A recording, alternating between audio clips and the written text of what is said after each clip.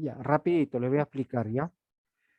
Entonces, cuando hablamos del cristianismo, esto se inicia en el Imperio Romano, obviamente ha conquistado gran parte del mundo antiguo. Aquí podemos observar un mapa del nacimiento del cristianismo, ¿ya?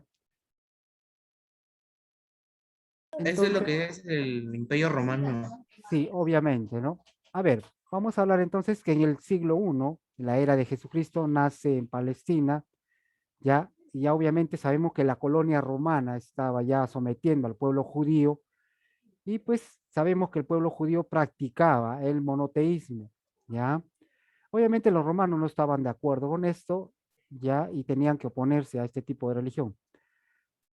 Luego, obviamente, cuando Jesús, pues, nace, se establece ya en Nazaret, donde vive ya prácticamente después del rey Herodes que quería matar a Jesús, obviamente regresa a Nazaret y vive ahí hasta cumplir los 30 años. Ya es un inicio ya de la etapa de Jesús y la vida pública también, ¿no?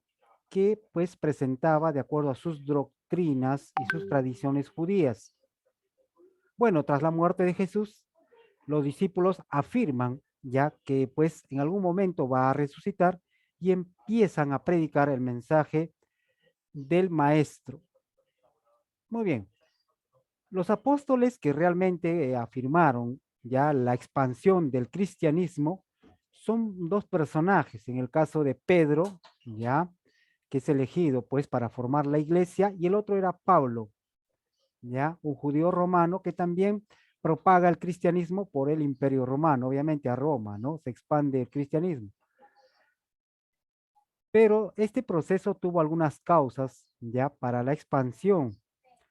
Entonces, lo que se deseaba plantear es la unificación del Imperio Romano. Aquí, pues, se da las facilidades, ¿no?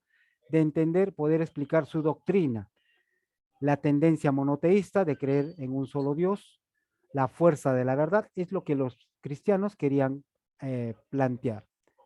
Bueno, obviamente el inicio del cristianismo comienza con la vida de Jesús. Hay que recordar, pues, ¿no? Que los primeros cristianos creían básicamente en un Dios único, Padre, Hijo y Espíritu Santo.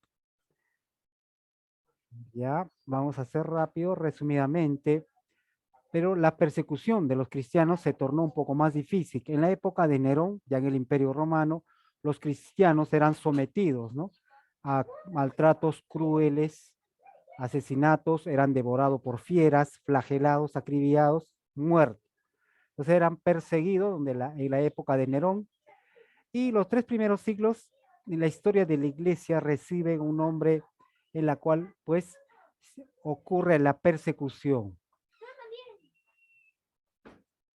Muy bien, ya desde los años 64, ya en que se dio la persecución de Nerón, hasta el año 313, fecha en que Constantino ya le concede la libertad a los cristianos, ya para tener pues no una vida de libertad en cuanto a su creencia y se evita el sufrimiento y penoso que pasaron los cristianos en cuanto a su persecución. Gracias a Constantino, emperador romano, se dio la libertad a los cristianos. Posteriormente ya el emperador Teodosio en el año 362 convirtió el cristianismo en una religión oficial en la cual se propaga por todo el imperio romano. Muy bien, entonces ya prácticamente en la Edad Media se constituye ya la iglesia con, con el cristianismo al servicio exclusivo de las organizaciones políticas que influenciaron en el cristianismo. Bueno, ha sido una forma resumida de cómo les he explicado el cristianismo. Obviamente van a tener la ficha, ¿ya? Ahora sí pueden responder que es el cristianismo, las fichas le va a ayudar bastante. Ahí está que es el cristianismo, dónde nace y por dónde se extiende el cristianismo, señale los principales fundamentos del cristianismo, cuáles eran las causas de la persecución, por qué se les perseguía de repente por la doctrina que tenían, ¿no? Indica las medidas que tomaron contra los cristianos. ¿Qué hicieron con los cristianos? Lo asesinaban, lo enviaban a los leones, lo crucificaban. Bueno, es un proceso que pasaron, ¿no? ¿Y cómo lograron sobrevivir los cristianos a la persecución? ¿Cómo lograron? Muy bien. Bien, chicos, hasta ahí nomás los dejo. Eso, por favor, hasta las 6, ¿ya? Por el tema del tiempo que nos ganó.